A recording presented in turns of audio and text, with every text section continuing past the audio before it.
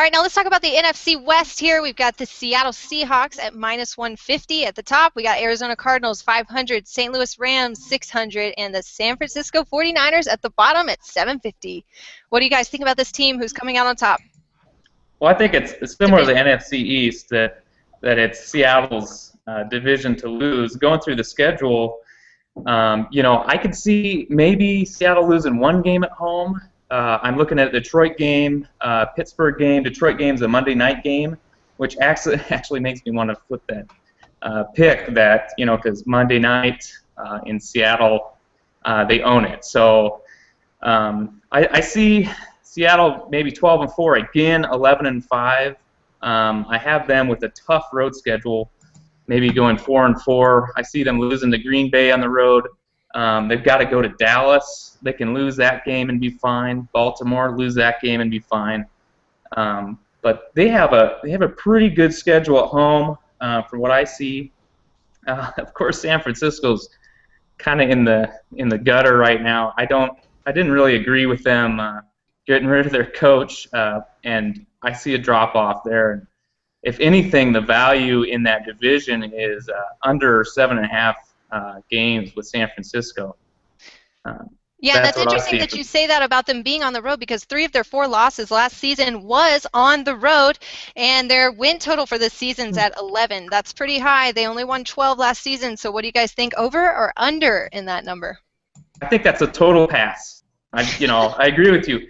I'm thinking 7-1 home record last year, 5-3 away record, and the way it sets up, it looks to be about the same. I do have St. Louis snagging a game from them, possibly in St. Louis. So if anything, that's a team to watch. They really have some deficits on their offensive line.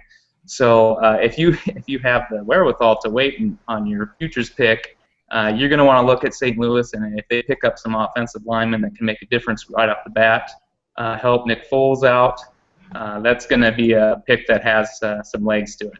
Let me ask you, sorry to jump in. Go ahead, Dave.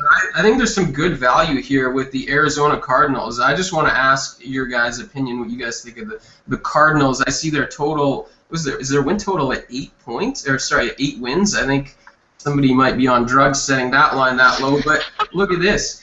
So Arizona starts at home against New Orleans. Just tell me, is that a win or a loss? I think it's a win. That's a win. At Chicago, probably. That's a win. That's an absolute win. Home to San Francisco. Mm-hmm. That's a probably win. Home to St. Louis, dicey, but they're at home for that one. Arizona's actually really good at home. The Cardinals could start out 4-0, then they're at Detroit, at Pittsburgh. Those are a couple tough games. Home to Baltimore, at Cleveland. I mean, 8 wins is pretty low for this team. How many wins did they get last year with all sorts of cripples playing quarterback? This team could definitely push Seattle for the division, if anything, if Seattle stumbles at all. But at 8 wins, I think over's a good bet here. Dave is stealing. Dave's always stealing thunder. No, I know that's where Jordan was going with that. Right. Because the Seahawks, I mean, if the Cardinals can win above 8 games, we are assuming the Rams are going to be over 7.5. I think, how are the Seahawks going to win 11? There's not that many wins to go around unless the 49ers only win 4 games. So I think, even though a lot of chalk on the under for the Seahawks at 11 wins, but still, I mean, I think it's probably a pretty good value considering that I think all agree that the Cardinals and the Rams are pretty good bets for the over here. I mean, like I said, there's not that many wins to go around here when you got to play each other twice a year. Yeah, and actually that's a really good point, because everybody's been talking a bunch of shit about the 49ers, but do we really think that they're going to be that bad this season? Yes. Yes. Awful. I hope they go -1 in 17.